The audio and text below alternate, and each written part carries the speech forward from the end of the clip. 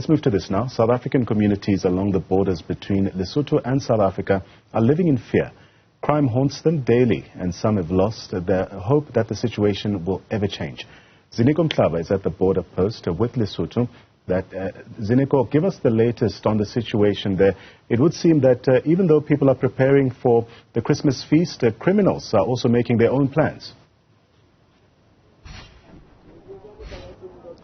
That's right, Nzandla, and actually we're just by the Masheru bridge port of entry between South Africa and Lesotho, just to get a glimpse of how the situation is here. It's the Christmas Eve, so there's a bit of calm, and we're told by officials that the past 3 days were very, very heavy in terms of traffic and people trekking in from South Africa going into Lesotho. So in terms of the situation right now, it's a bit calmer, and as you can see, there are very few people who are still yet to cross, but we understand that after 5 o'clock into the evening, that's where we will see some more numbers of people coming into South Africa, going into Lesotho. They had been, held up in South Africa due to work purposes and work commitments. So those are the ones who will be coming through to South Africa. So what usually happens in Kante is that, those that are traveling using public transport such as taxis, as we see there, those people are traveling, and then all those public transport from South Africa, whether it's coming all the way from Gauteng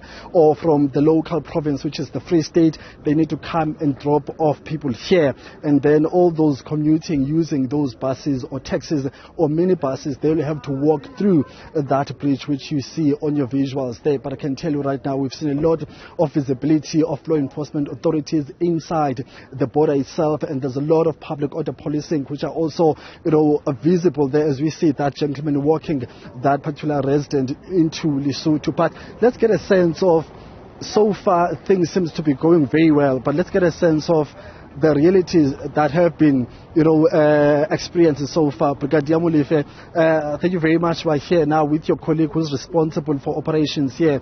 Giving a sense of the key things that you have encountered as law enforcement up until so far. So far, the only thing that have been encountered is this lot of influx around here. And the people that are also taking chances, that they also wanted to see whether are we enough here. But we have managed, because we have also deployed the members that are patrolling. As I've mentioned to you, that there are those that are taking chances to can cross border without going through to the port of entry.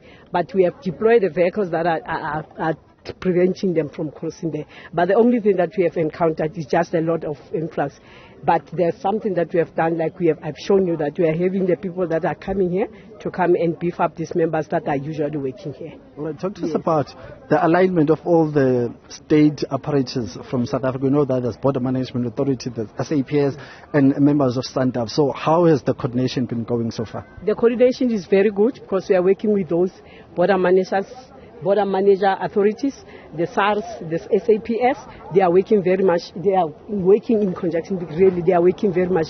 We can see that all of us, we are working in good. There's no difference now. Good, there's no problem, because these people, all of them, they are hands-on. They are all hands-on. They are working together with these people. Like if you see that the commander is here now, there is nothing now that they've experienced so far. That's why you can see that most of them, they were standing here because they can see that there's no breakthrough there. They can't go there because they can see that there is this thing of waiting. But also there's that problem with exchange of money, especially when it comes to outside the official border itself. As we saw in earlier, an SAPS Baki patrolling along the lines there. How prevalent has that been, and how has law enforcement been fighting that? Yeah, it's very much, they say it's prevalent, but our members are very much disciplined. This thing of exchanging of money, but our members... So there are no 200 nyana that are exchanging? No, our members have been told that corruption, we don't have to take those briberies, because I was just talking to the commander here, because some they wanted to give them money, but they know that the police are not taking that.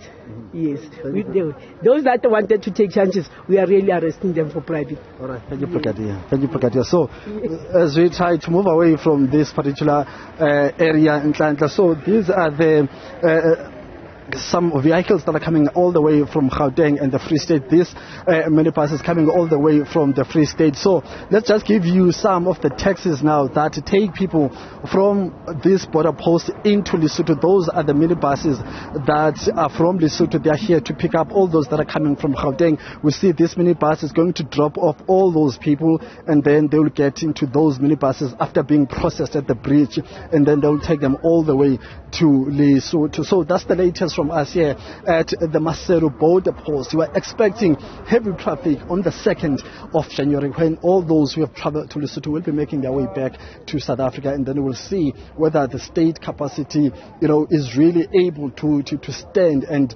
and able to process everything that is supposed to be done according to law properly as they should. But so far, so good. The situation is a bit calmer. We're expecting it to be a bit busy in the evening into the night.